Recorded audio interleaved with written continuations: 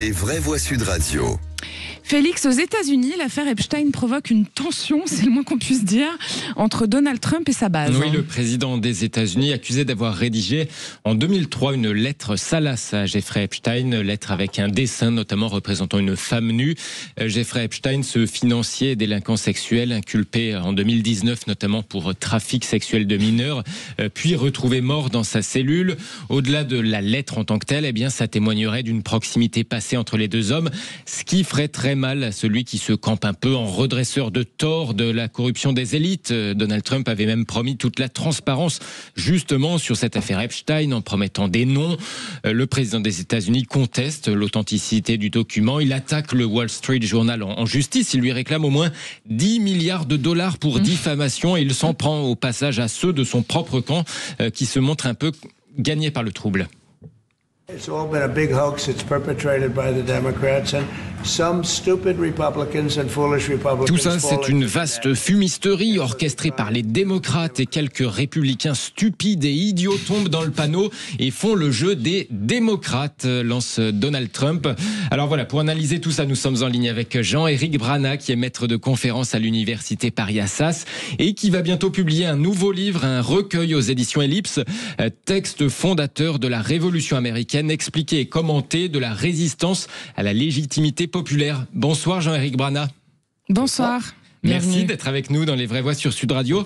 Est-ce qu'une défiance réelle et significative peut vraiment s'installer entre Donald Trump et ses supporters à cause de cette affaire Epstein ?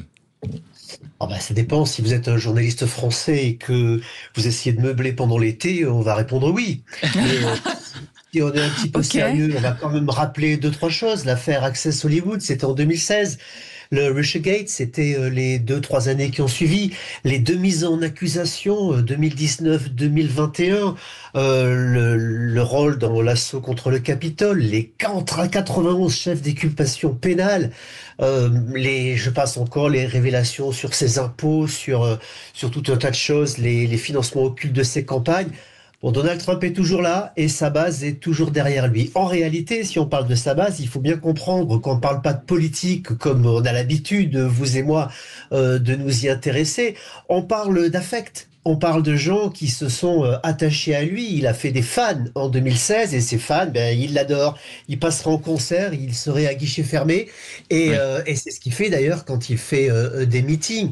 Mais c'est pas cette affaire Epstein qui va secouer le monde MAGA, quoi qu'on en dise. D'ailleurs, je lis énormément de choses qui me font doucement rigoler. Je vais prendre comme ça des choses au hasard. Il chute dans les sondages. On l'a lu partout, on l'a entendu partout. Ouvrez un sondage. Vous allez voir, il le dit lui-même, il est actuellement entre 45 et 50, c'est-à-dire comme la semaine dernière, comme il y a un mois et comme il y a 3 mois. Ça n'a pas changé du tout. On nous dit, oui, mais les MAGA se retournent contre lui, mais j'ai bien vu que Bannon expliquait aux MAGA justement qu'il fallait arrêter de parler de cette affaire Epstein. J'ai vu que Alex Jones, tous ces noms-là, ce sont les noms qu'on a dans la presse comme étant ceux qui se retournent contre Donald Trump. En réalité, ils font le contraire.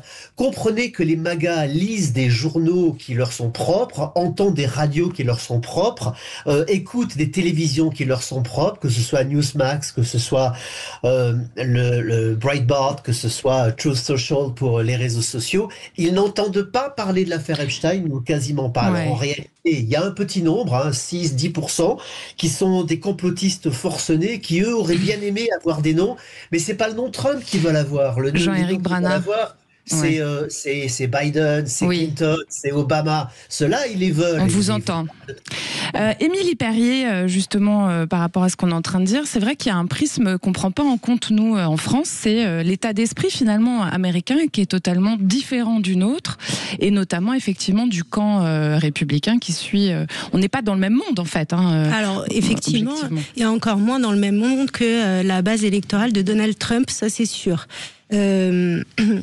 Moi, j'ai été très frappée par les éléments de langage qui sont sortis dès hier à la suite de l'article publié par le Wall Street Journal, justement, qui révèle l'existence de ce courrier. La réaction de Donald Trump qui, tout de suite, engage une procédure qui peut être qualifiée de procédure bâillon, vu le montant des dommages et intérêts qui sont réclamés, 10 milliards de dollars. j'ai été très frappée parce que tout de suite, on a dévié sur Barack Obama. Ouais. On a dévié sur l'arrestation imminente de Barack Obama qui aurait écouté des millions d'Américains, qui aurait manipulé, etc., etc. Et on arrive toujours dans la même rhétorique qui est l'État profond. Oui, dont vous nous parliez tout à l'heure, le complotisme. Une victimisation. Parce que Donald Trump, de toute façon, a toujours son triptyque qui est toujours attaquer, ne rien avouer et toujours revendiquer la victoire. Pierre-Yves Martin, un petit mot là-dessus. Petit mot, difficile en effet de se faire une idée de France. De France, ouais, quand on n'est pas américain aujourd'hui. Et je pense qu'on comprend bien qu'il y a des comptes à régler, notamment, et voilà. Après, peut-être l'arroseur arrosé, mais... Il faut avoir plus d'infos pour le savoir, effectivement. Eh bien, merci Jean-Éric Brana. Désolé, on est pris par le temps parce qu'on a Frédéric Brindel qui nous attend pour le Tour de France. Je rappelle que vous êtes maître de conférence à l'Université Paris-Assas, auteur d'un recueil qui va bientôt paraître aux éditions Ellipse. Texte fondateur de la Révolution américaine, expliqué et commenté de la résistance à la légitimité populaire.